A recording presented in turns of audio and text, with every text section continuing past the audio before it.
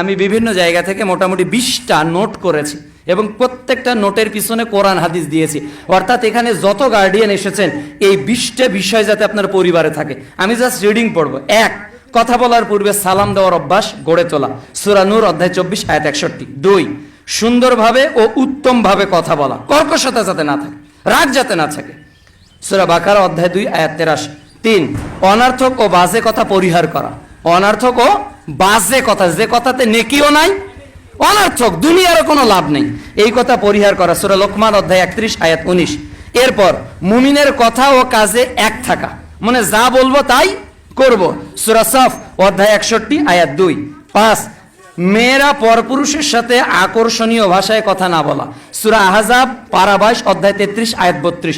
অনেক মেয়ে আছে মোবাইলে গায়রে মাহারাম অনেক সুন্দর কথা বলে, হারাম, কর্কশ ভাষায় কথা বলতে হবে। এখানে নারীদেরকে কর্কশ ভাষায় কথা বলা জায়েজ।